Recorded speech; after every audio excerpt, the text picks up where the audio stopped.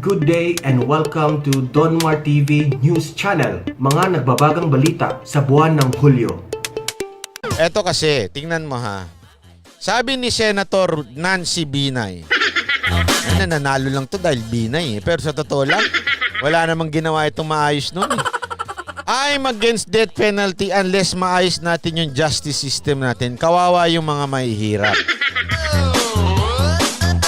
Ganito na lang madam, kung gusto mo, tanggalin na lang natin lahat ng batas sa Pilipinas kasi hindi maayos yung justice system natin eh. Kung ganyan ang prinsipyo mo, na kasi hindi maayos ang justice system natin kaya wag na natin yung death penalty. Siguro, tanggalin na lang natin yung mga bilibid. Wag na ho tayo magpasok ng bilibid kasi hindi naman maayos yung justice system natin. Wag na natin ipatupad yung mga ibang batas. Wag na ho kayong gumawa ng batas. Bakit? Hindi maayos ang justice system natin eh. Wag na ho kayo magpasa ng kahit ano. Maganda ho siguro, bumaba na lang ho kayo sa pwesto, ibigay nyo na lang yung pera sa mamamayang Pilipino. Kasi hindi ho maayos yung justice system natin eh. Kung yan ang magiging laging dahilan natin, kailangan ayusin ang justice system. Ang bastos nyo naman, madam. Ha? Para nyo sinabing walang kwenta itong judiciary natin na branch. Kung po gusto mo palang ayusin yung justice system, di magpasa ka ng batas na aayos sa justice system. Medyo sablay ho kasing dahilan yan eh. Parang ganito lang ho yan ha. Dahil naman maraming corrupt na traffic enforcer, tanggalin na lang natin ng mga stoplight. Tanggalin na lang natin lahat ng traffic rules. Wala na lang coding kasi bakit? Hindi ho, mga corrupt kasi yung mga traffic enforcer eh. Hindi ba? Kung ganyan din naman ang dahilan natin, walang kwentang justice system natin, pangit, kailangan ayusin. Di ganun din naman eh. Marami ring corrupt na may mga corrupt pang MMDA, may corrupt na traffic enforcer, hindi naman ho lahat. Okay? Pero since may corrupt, wag na tayo magpatupad ng batas. Wag na natin gawin yung mga coding. Buta, walang kwenta yan. Wag na rin natin gawin yung barrier na yan. Wala eh. Mga corrupt din pala yung mga traffic enforcer. Diba? Wag na. Wala naman palang kwenta itong justice system natin. Ang gawin natin, yung kulungan, tama na, sila na lang yun nandyan. Wag na tayo magpasok uli. Wag na tayo magpatupad ng batas. Siguro, since wag na naman tayo magpapatupad ng batas, wala na kayong trabaho, mag-resign ka na lang siguro, Madam Binay. Kasi ayaw mo naman ng mag-ayos ng batas dahil ang pangit ang justice system natin. Hindi ba? Kasimple-simpleng logic naman po niyan. Ano yun? Dahil may problem. Alam mo, dyan ako busit eh. May nahuli one time. May nahuli, ang sarap yung mga tulongges na, alam mo yung mga naka-armored car. Akala mo, porket naka-armored car sila, sisiga-siga. May nahuli ng highway patrol. Alam mo, sabi nung ayaw pa magbukas ng pinto. Ang sabi nung naka-armored car, napanood ko to sa news kahapon eh. Bakit sila? Bakit sila? Bakit sila? Ako lang ba? Puta, kung ganyan lahat ang dahilan natin, tigil na natin. Mag-resign na lang lahat ng HPG.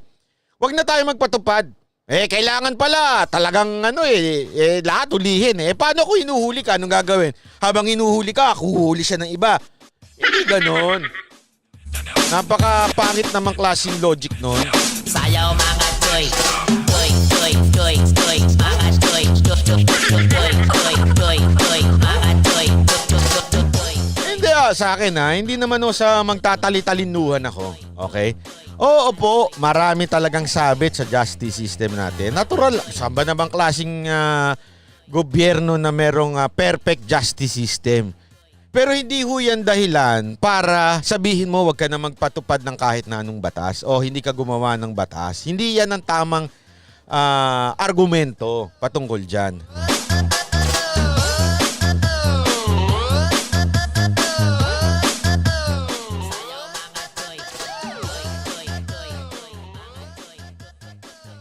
Kung gusto mo, kung yan din naman palang argumento mo, di ikaw na lang ang mag-judge.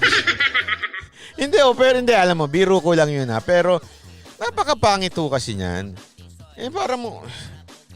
Ito. Ganito lang kasimple yan eh. Ano pa magiging trabaho ninyo? O, di ba kayo ang kaya nga ang tawag sa inyo, lawmaker, gumagawa ng batas.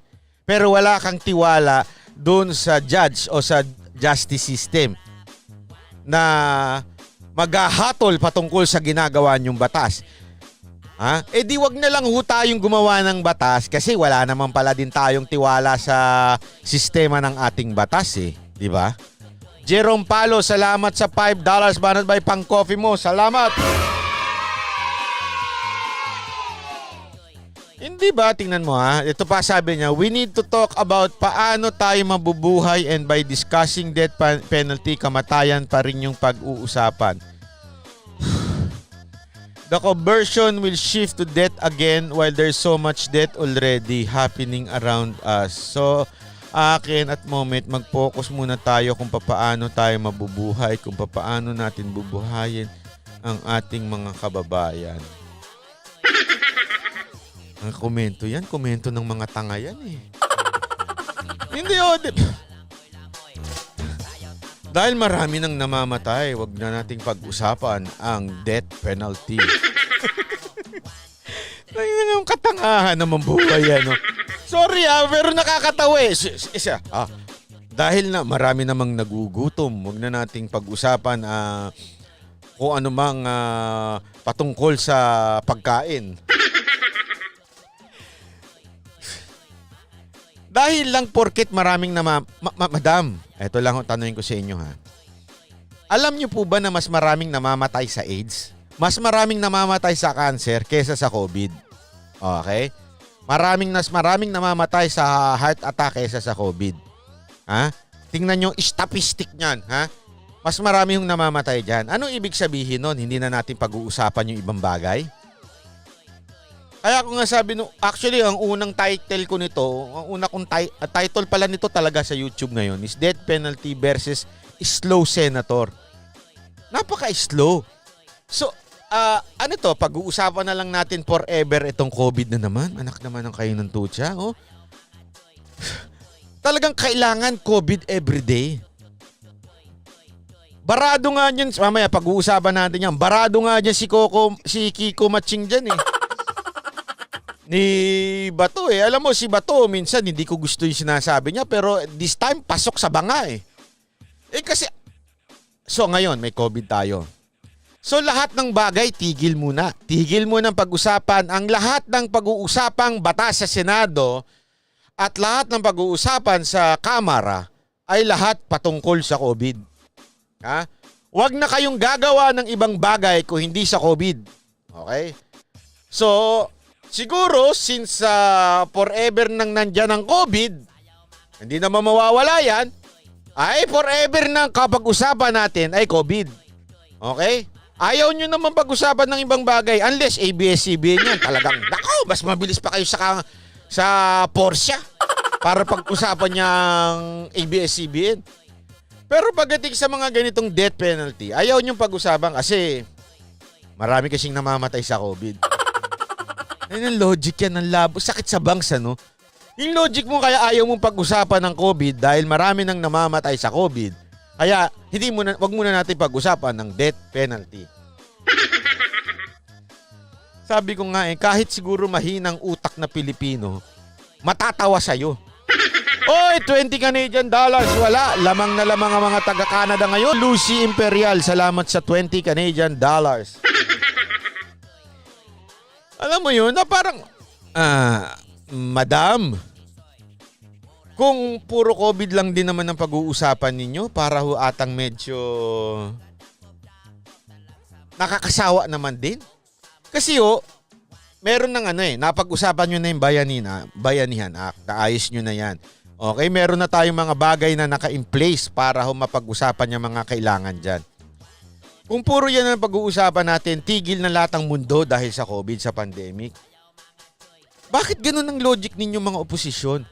Kailangan laging COVID. Paano ang COVID? Paano magsusurvive?